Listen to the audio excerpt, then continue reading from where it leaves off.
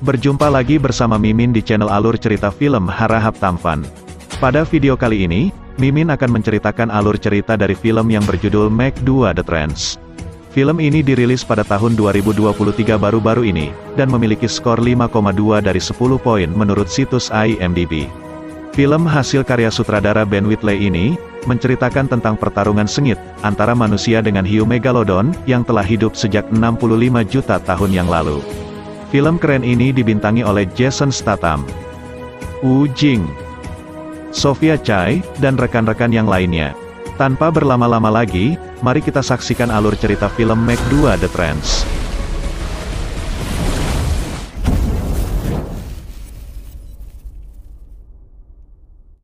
Pada 65 juta tahun yang lalu, tepatnya pada zaman Kapur, keadaan bumi dihuni oleh para hewan purba, seperti kadal purba yang sedang berburu makanan di tepi pantai.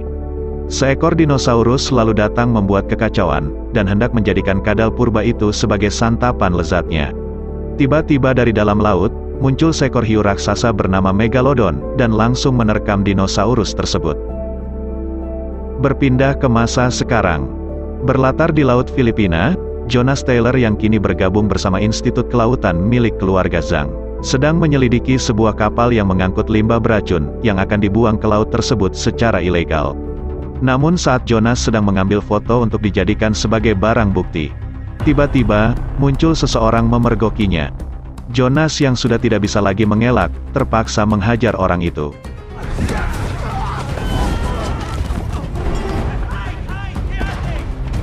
Tidak lama kemudian, datang kru kapal lainnya mengepung Jonas, yang membuat Jonas sedikit kewalahan. Jonas lalu berlari ke sudut kapal. Karena sudah terpojok, Jonas pun akhirnya memilih menceburkan diri ke laut. Beruntung, rekan Jonas yang bernama Meg dan Rigas sudah siaga. Dengan menggunakan pesawat, Meg dan Rigas menolong Jonas dari laut tersebut.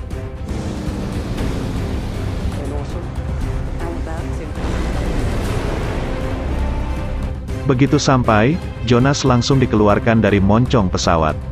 Dia lalu memberikan memory card itu kepada Meg, yang berisi bukti-bukti hasil penyelidikannya. Berpindah ke kantor Institut Kelautan Hainan, Cina. Direktur perusahaan tersebut yang bernama Jiuming Zhang, sedang menguji kekuatan kostum selam buatannya.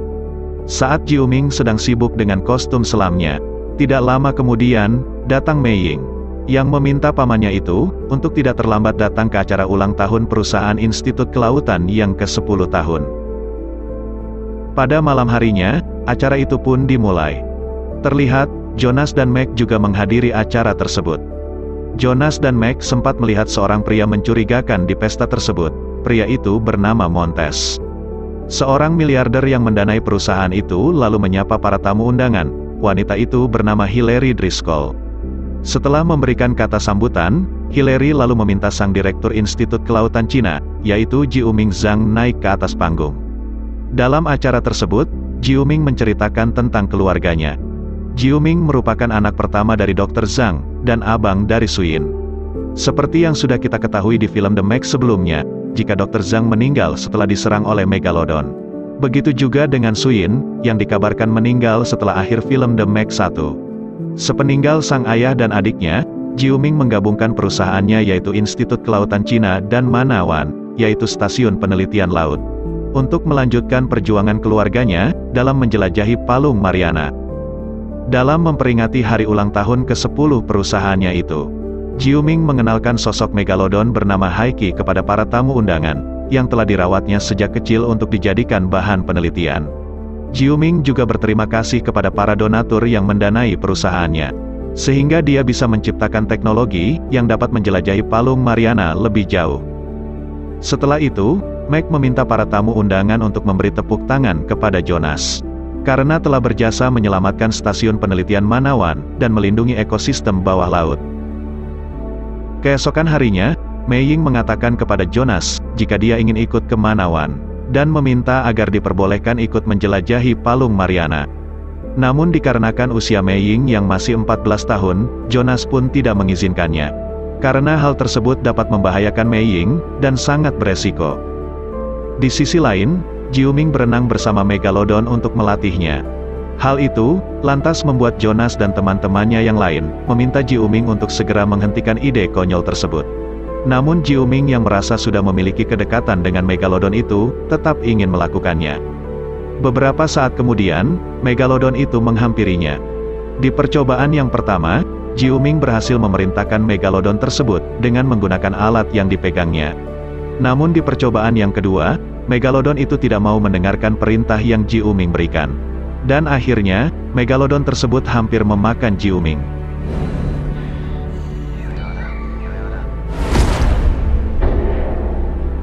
Beberapa saat kemudian, Ji Uming pun muncul dalam keadaan baik-baik saja.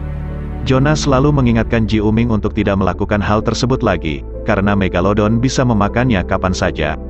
Jonas juga menyarankan Ji Uming harus lebih fokus kepada tugasnya, untuk melindungi lautan dari pencemaran limbah, yang dapat merusak ekosistem laut sebagai institut kelautan. Ji Uming kemudian menunjukkan kostum selam canggihnya kepada Mei Ying, dan mengatakan, jika kostum tersebut bisa membawanya menyelam ke kedalaman laut berapapun. Setelah itu, mereka pergi menuju stasiun penelitian Manawan. Di sisi lain, Megalodon peliharaan Ji Uming keluar dari kandangnya, dan berenang menuju lautan bebas. Keesokan harinya, 2 kapal selam Manawan turun ke laut, untuk kembali melakukan penelitian dan menjelajahi Palung Mariana lebih jauh. Kapal pertama dikendarai oleh Jonas, Rigas dan Sal.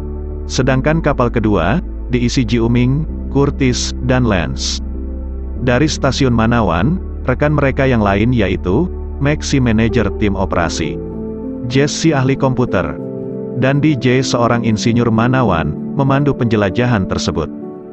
Di tengah perjalanan, Jonas dikejutkan dengan kehadiran Mei Ying yang tiba-tiba berada di dalam kapalnya. Jonas selalu meminta kepada semua rekannya untuk kembali ke permukaan. Terjadi sedikit perdebatan antara Jonas dan Mei Ying. Namun karena semua peralatan yang mereka miliki sangat lengkap untuk keamanan Mei Ying, Jonas pun memperbolehkan Mei Ying ikut dalam penjelajahan tersebut. Beberapa saat kemudian, Megalodon Haiki muncul di depan mereka. Mau tidak mau, mereka harus menembus termoklen untuk menghindari serangan Megalodon tersebut. Saat memasuki termoklen itu, mereka mengubah lampu ke cahaya rendah, agar tidak memancing kehadiran Megalodon yang lainnya. Akan tetapi, setelah mereka berhasil melewati termoklen itu, Megalodon Haiki masih terus mengejar mereka. Mereka lalu mengaktifkan sistem anti-predator, agar Megalodon itu tidak menyerang kapal mereka. Tiba-tiba, hadir 2 Megalodon dengan ukuran yang jauh lebih besar, yang belum pernah mereka lihat sebelumnya. Mereka pun memutuskan merubah rute penjelajahan, dan pergi mengikuti kemana tujuan kedua Megalodon tersebut. Saat memasuki sektor 21, mereka mulai memindai area geografis. Mereka menemukan, jika Megalodon Haiki sudah berada di depan dengan jarak 400 meter, dan sedang menunggu.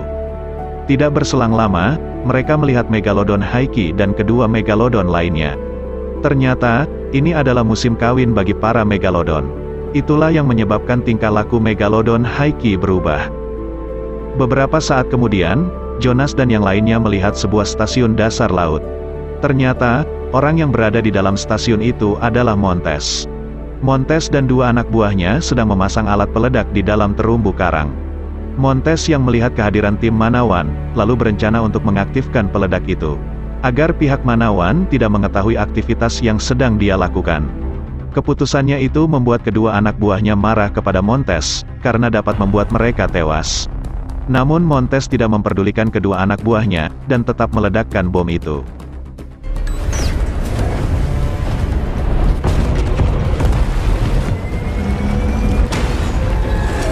Akibat ledakan tersebut, muncul lubang besar pada termoklen. Kedua kapal Manawan lalu berusaha keluar dari ledakan tersebut. Bagian belakang kapal Jonas lalu tersangkut bebatuan. Ji Uming pun dengan sigap memotong tali itu. Setelah tali itu berhasil dipotong, mereka langsung tancap gas. Namun sayangnya, kapal mereka terjebak reruntuhan bebatuan, lalu hilang kontak. Mac lalu memanggil-manggil semua krunya dari Manawan, namun tidak ada jawaban. Dia lalu menyuruh Jess segera menyiapkan kapal evakuasi. Setelah diperiksa, Jess melaporkan jika kapal evakuasi mereka tiba-tiba mengalami kerusakan yang sangat parah. Jess mengatakan mungkin ada seseorang yang telah menyabotase kapal evakuasi mereka. Sementara itu, di kapal penyelam 1 dan 2 Manawan mengalami mati daya akibat ledakan tadi. Sehingga mereka kehabisan oksigen, dan tidak bisa menghubungi petugas Manawan untuk meminta bantuan. Tidak lama kemudian, Rigas berhasil mengaktifkan kembali daya melalui mesin pemanas. Jonas lalu menghubungi Meg untuk meminta bantuan. Meg pun dengan berat hati mengatakan, jika kapal evakuasi mereka mengalami kerusakan, akibat ada yang menyabotase. Sehingga tim evakuasi, tidak bisa menjemput Jonas dan yang lainnya keluar dari palung tersebut.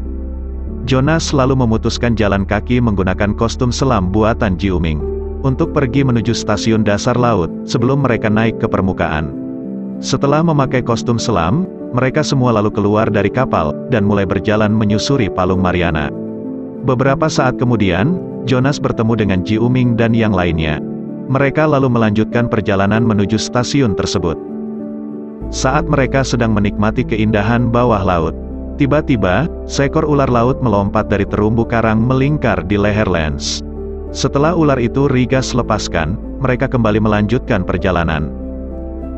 Di sisi lain, Meg meminta DJ dan Jess memeriksa rekaman CCTV dan berkas para petugas Manawan, untuk mencari tahu pelaku dari sabotase tersebut. Kembali ke dalam palung Mariana. Di tengah perjalanan, Lance terpisah dari barisan. Dan tiba-tiba, seekor megalodon menerkamnya. Beberapa saat kemudian, mereka melihat helm oksigen Lance. Karena Lance sudah pasti tewas, Jonas menyuruh Rigas berjaga di belakang. Dan mereka semua kembali melanjutkan perjalanan.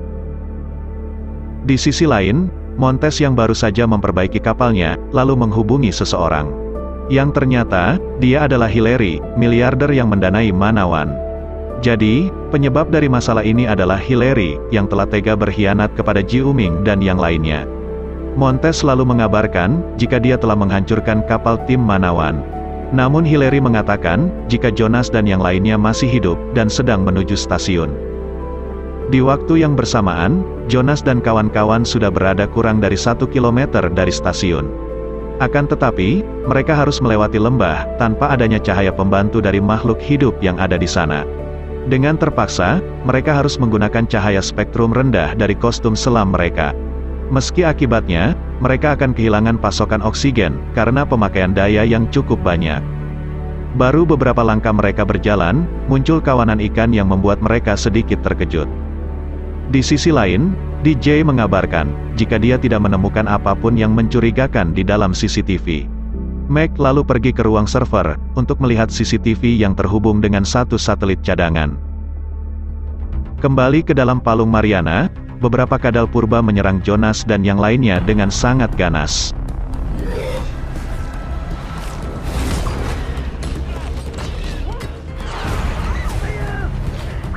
Salah satu kadal itu kemudian menyerang Curtis, yang membuat helm Curtis retak. Ji-uming lalu menyemburkan cahaya dari senjatanya. Hal tersebut membuat Megalodon datang, dan para kadal itu pun seketika pergi. Jonas dan yang lainnya lalu berlari menuju stasiun, untuk menghindari serangan Megalodon. Namun sayangnya, Sal yang sudah tidak sanggup lagi berlari karena kehabisan oksigen, menjadi korban keganasan Megalodon. Di detik-detik terakhir, Jonas dan yang lainnya berhasil masuk ke dalam stasiun. Namun begitu sampai di dalam ruang itu, kostum selam Curtis tiba-tiba meledak, yang membuatnya seketika tewas.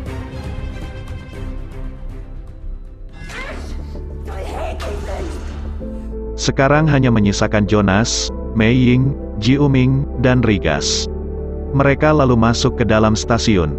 Setelah berada di dalam suatu ruangan, mereka menemukan logam bumi yang sangat langka dengan harga yang fantastis. Ternyata, keberadaan stasiun tersebut digunakan untuk menyimpan hasil tambang ilegal. Mereka lalu menghubungi Jess untuk mengabarkan kondisi mereka saat ini. Jess mengatakan, jika di dalam Manawan ada penyusup, dan sekarang mereka sedang menyelidikinya. Jess lalu menunjukkan, jika di bagian utara stasiun tersebut terdapat pot pelarian darurat, yang bisa mereka gunakan untuk kembali ke permukaan. Jonas dan yang lainnya lalu kembali bergerak, untuk menelusuri tempat tersebut menuju pot darurat. Ji-uming kemudian tidak sengaja menemukan kostum selam buatannya, yang membuat Ji-uming bertanya-tanya, siapa yang telah mengkhianati mereka. Setelah itu, mereka masuk ke dalam sebuah ruangan. Pintu ruangan itu tiba-tiba tertutup, lalu muncul wajah Jess dari layar alat komunikasi. Jess mengatakan, jika stasiun tersebut berada di bawah kendalinya. Jess lalu mengajak mereka untuk kerjasama. Namun Jonas menolak mentah-mentah ajakan itu. Karena akibat pengkhianatan Jess, 3 teman Jonas meninggal dunia. Mendengar penolakan tersebut, Jess langsung melepaskan satu pot. Jess kemudian meminta Rigas untuk menembak Jonas, dan Rigas bisa pergi bersama Mei Ying menggunakan pot yang tersisa tinggal satu. Rigas lalu menodongkan senjatanya ke arah Jonas. Sambil menangis, Mei Ying meminta Rigas untuk tidak melakukan hal itu. Dan akhirnya, Rigas pun mengurungkan niatnya untuk membunuh Jonas. Jess pun melepaskan pot terakhir. Karena Jess gagal membujuk mereka untuk kerjasama, Hillary kemudian muncul dan mengatakan, jika dia akan menggunakan perusahaan milik Ji-Uming untuk menjarah lautan, dan akan mendapatkan uang sebanyak-banyaknya. Ji-Uming yang kesal dengan donaturnya itu, kemudian memecahkan alat komunikasi tersebut. Hillary lalu mengatakan, jika dia akan mengirimkan tentara bayaran untuk menghabisi kru yang berada di Manawan. Setelah itu, Jess memasukkan air ke dalam ruangan tersebut, yang akan membuat Jonas dan yang lainnya kehabisan oksigen. Dikarenakan tidak ada pilihan lain untuk menyelamatkan teman-temannya itu, Jonas pun memutuskan pergi berenang keluar melalui pengunci udara. Dia kemudian berenang menuju pintu depan untuk membuka ruangan itu. Namun tiba-tiba, datang Megalodon. Beruntung Jonas berhasil mengusirnya. Jonas yang tidak sanggup lagi menahan napas, kemudian tidak sadarkan diri. Beberapa saat kemudian, muncul Montes dan membawa Jonas masuk ke dalam stasiun. Ternyata, alasan Montes melakukan ini semua adalah, sebagai ajang balas dendamnya kepada Jonas dan Institut Kelautan Cina. Karena 2 tahun lalu, Jonas dan timnya telah menangkap kapal Montes, yang mengakibatkan dirinya dipenjara karena telah melanggar hukum. Montes lalu berencana untuk membunuh Jonas, dan terjadilah baku hantam di antara keduanya.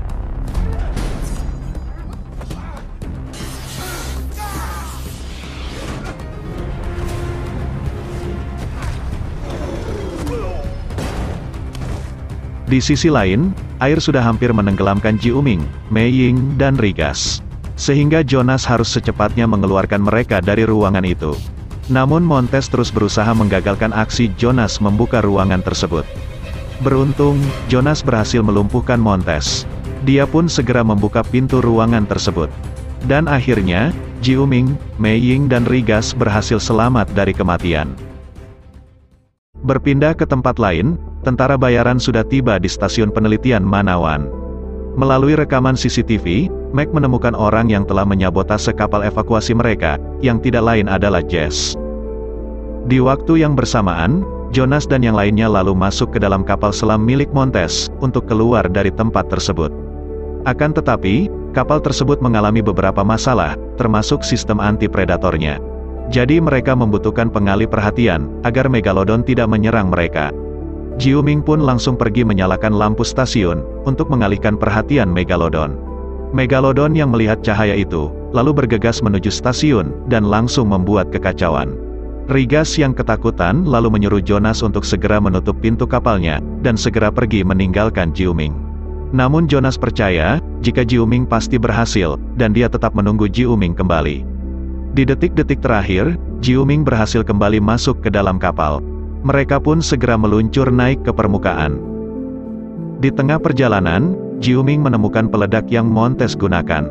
Mereka juga melihat lubang besar di lapisan termoklen, akibat ledakan di dalam palung Mariana sebelumnya. Setelah mereka melewati lapisan termoklen itu, keluar gurita raksasa dan pergi menuju permukaan. Di sisi lain, Montes juga naik ke permukaan untuk mengejar Jonas dan yang lainnya. Berpindah ke stasiun Manawan. Mac dan DJ sedang berusaha keluar dari kepungan tentara bayaran. Mac membuka pintu, dan DJ langsung menyemprotkan merica ke bagian mata musuh, lalu menyetrum mereka. Tidak lama kemudian, Jonas dan yang lainnya sudah sampai di permukaan. Mereka yang melihat kehadiran para tentara bayaran itu, lalu mengendap-endap masuk ke dalam Manawan. Sementara itu, Montes juga sudah sampai di permukaan. Di sisi lain, Mac dan DJ kembali dikepung oleh para tentara bayaran. Namun DJ tidak tinggal diam, dia pun melawan dan menghajar para tentara bayaran itu. Kemudian, datang tentara bayaran lainnya dan langsung menembaki mereka berdua. Dengan terpaksa, Mac dan DJ kabur melompat ke dalam laut. Namun sialnya, saat kembali naik ke Manawan, mereka akhirnya tertangkap musuh. Beruntung, Jiuming dan Jonas datang tepat waktu, dan langsung menghabisi para tentara bayaran tersebut. Di sisi lain, Montes pun sudah berada di dalam Manawan, lalu pergi menemui Jess. Ternyata, Montes dan Jess ini saling cinta. Montes mengatakan, jika Jonas dan yang lainnya sudah berada di Manawan. Jess pun langsung memerintahkan tentara bayarannya, untuk segera bergerak membunuh Jonas dan yang lainnya. Sementara itu Rigas melaporkan, jika 3 Megalodon muncul ke permukaan, dan sedang bergerak menuju Manawan. Saat Jess sedang menelpon Hillary, tiba-tiba, seekor Megalodon memecahkan dinding kaca, dan menerkam Jess bulat-bulat. Montes yang melihat itu, langsung berlari menyelamatkan diri. Di sisi lain, Jonas dan yang lainnya sedang bersiap-siap untuk pergi dari Manawan dengan menggunakan perahu karet. Mereka mendayung dengan pelan-pelan, agar tidak mengundang kehadiran Megalodon. Namun baru beberapa meter mereka mendayung, muncul seekor Megalodon mengitari mereka. Para tentara bayaran lalu turun ke laut mengejar Jonas dan kawan-kawan. Montes yang melihat itu, langsung menyuruh anak buahnya mematikan mesin perahu. Tentara bayaran itu lalu membidik Jonas dengan senapannya. Tiba-tiba, Megalodon tersebut kembali muncul, dan menerkam para tentara bayaran itu. Jonas dan yang lainnya lalu segera pergi. Setelah itu, Montes menghubungi Hillary. Montes melaporkan, jika dia gagal menghabisi Jonas dan yang lainnya. Hillary pun lantas memarahi Montes, dan menyuruhnya untuk segera membunuh Jonas dan yang lainnya. Di tengah perjalanan, Jonas membuat senjata peledak untuk melumpuhkan Megalodon. Jiuming lalu mengatakan, jika di depan mereka sekitar 60 km, terdapat sebuah pulau berpenghuni yang disebut Fan Island, yang kemungkinan besar, Megalodon akan menuju pulau tersebut. Sementara itu, keadaan pulau sangat ramai oleh pengunjung. Tiba-tiba, seekor anjing terus menggonggong, begitu melihat segerombolan lumba-lumba yang bergerak mendekati pantai. 5 km dari pulau menyenangkan, seorang laki-laki terlihat sedang melamar kekasihnya di atas sebuah kapal. Namun setelah laki-laki itu mengambil cincinnya yang terjatuh, tiba-tiba, pacarnya sudah tidak ada lagi di hadapannya, hilang entah kemana. Beberapa saat kemudian, kapal tersebut mengalami guncangan hebat, yang membuat para penumpang berjatuhan ke laut. Satu persatu dari mereka lenyap dari permukaan laut, dimakan oleh gurita raksasa. Tidak lama kemudian, Jonas dan kawan-kawan akhirnya sampai di pulau tersebut. Mereka langsung meminta para pengunjung pantai untuk naik ke daratan, karena ada Megalodon yang sedang menuju ke arah mereka. Namun para pengunjung cuek akan peringatan itu. Di sisi lain, Hillary dan Montes beserta tentara bayarannya, juga telah berada di pulau tersebut. Hillary lalu menyuruh anak buahnya untuk mematikan sinyal telepon, agar tidak ada yang mempublikasikan kejadian itu ke media sosial. Setelah itu, mereka langsung bergerak untuk mencari Jonas dan yang lainnya. Namun tiba-tiba, kadal purba menyerang mereka. Para pengunjung yang mendengar tembakan pun, langsung berhamburan pergi dari pantai. Jonas kemudian meminta DJ dan Rigas pergi meminta bantuan. Dan untuk Mei Ying, Jonas menyuruhnya pergi bersembunyi di menara penjaga pantai. Beberapa saat kemudian, Megalodon itu langsung beraksi dan menerkam para pengunjung pantai.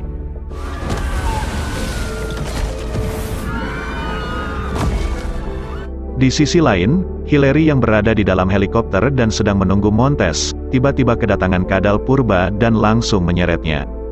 DJ dan Rigas yang sedang mencari telepon, melihat keganasan kadal tersebut yang mencabik-cabik tubuh tentara bayaran. Dengan menggunakan jet ski, dan berbekal senjata yang telah dibuatnya, Jonas tancap gas pergi ke laut untuk membunuh ketiga Megalodon tersebut.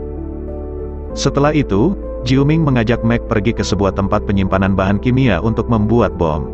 Akan tetapi, tiba-tiba muncul para tentara bayaran, yang juga bersembunyi ke tempat tersebut akibat serangan kadal. Di waktu yang bersamaan, DJ dan Rigas selalu mengambil handphone milik tentara bayaran yang telah tewas. Namun kadal purba itu kembali menampakkan dirinya, dan langsung mengejar mereka berdua. DJ dan Rigas lalu masuk ke dalam ruangan, di mana Meg, Jiuming, serta para tentara bayaran itu berada. Jiuming yang merasakan kehadiran para kadal purba, lalu menekan tombol pintu tempat tersebut. Sehingga para kadal yang berada tepat di belakang para tentara bayaran, langsung menyerang mereka. Jiuming dan yang lainnya lalu bergegas pergi dari tempat itu. Tidak berselang lama, tempat tersebut pun meledak. Setelah itu, DJ menghubungi pusat bantuan, sedangkan Meg dan Ji-uming pergi untuk mengambil helikopter milik Hillary. Namun Kadal Purba sudah menanti mereka di depan helikopter tersebut. Mereka berdua lalu berbagi tugas untuk mengalihkan perhatian si Kadal. Ji-uming bertugas untuk memancing Kadal itu keluar, supaya Meg bisa masuk ke dalam helikopter. Tanpa membuang-buang waktu, Ji-uming langsung bergerak sambil membunyikan suara sekop, untuk mengalihkan perhatian Kadal itu. Tidak lama kemudian, Meg pun berhasil masuk ke dalam helikopter. Begitu juga dengan Ji-uming, yang berhasil melumpuhkan Kadal tersebut. Beberapa saat kemudian, datang kawanan Kadal Purba yang lain mengejar Ji-uming. Ji-uming pun langsung berlari menuju helikopter. Akan tetapi, seekor kadal berhasil naik ke dalam helikopter, yang membuat Ji-uming terlempar ke bawah. Meg lalu menembak tangki bahan bakar untuk membunuh para kadal purba. Setelah Ji-uming kembali masuk ke dalam helikopter, mereka langsung pergi dari tempat tersebut. Di sisi lain, gurita raksasa berhasil membawa seorang pengunjung pantai ke dalam laut. Sedangkan Jonas sendiri, masih berusaha melumpuhkan Megalodon. Jonas lalu menembak Megalodon, namun Megalodon itu mampu menghindar. Jonas kembali mengejar Megalodon itu. Setelah mendapatkan momen yang tepat, akhirnya satu Megalodon berhasil Jonas lumpuhkan. Jonas pun kembali bergerak untuk membunuh dua Megalodon lainnya. Saat Jonas akan menembakkan senjatanya, tiba-tiba, Montes menembakinya, sehingga senjata Jonas jatuh ke dalam laut. Jonas pun berusaha menghindar dari tembakan Montes. Di dalam helikopter, Ji-uming membuat peledak dari amonium nitrat. Ji-uming lalu meminta Meg menurunkan helikopter, karena melihat Mei-ying yang sedang menyelamatkan pengunjung di tengah laut. Saat akan menyelamatkan Mei-ying, gurita raksasa itu menyerang helikopter Meg. Ji-uming lalu melompat dari helikopter, sebelum helikopter itu berhasil gurita jatuhkan. Di sisi lain, Jonas masih berusaha menghindar dari ganasnya serangan Megalodon.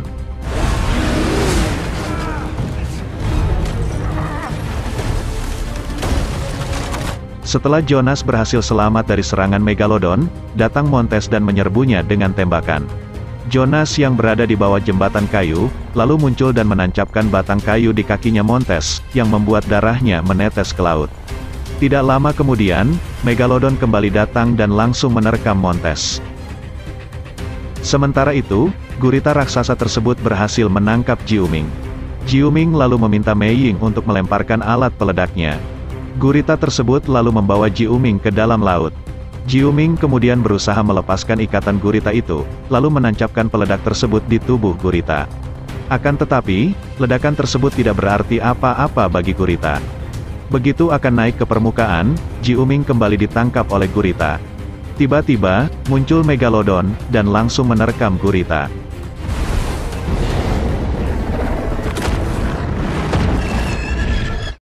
Setelah itu, Ji-uming berenang menghampiri Meg yang terjebak di dalam helikopter. Jonas yang melihat itu, langsung datang membantu. Jonas yang melihat kehadiran Megalodon lalu menepi. Dia kemudian memukul-mukul air dengan menggunakan baling-baling helikopter, untuk menarik perhatian Megalodon. Megalodon yang terpancing itu pun menghampirinya. Saat Megalodon mendekat, Jonas langsung menancapkan baling-baling helikopter tersebut ke mulut Megalodon, yang membuat Megalodon tersebut tewas. Saat mereka akan kembali ke daratan, tiba-tiba, Megalodon kembali muncul. Namun Ji-uming mengatakan, jika Megalodon tersebut adalah Haiki. Ji-uming lalu memerintahkan Megalodon tersebut untuk kembali ke lautan. Haiki yang sudah normal pun mau mendengar perintah Ji-uming, dan tidak jadi menerkamnya. Di sisi lain, Mei-ying berhasil menyelamatkan seekor anjing, dan mengembalikannya kepada sang pemilik. Begitu juga dengan DJ, yang berhasil melumpuhkan seekor kadal purba.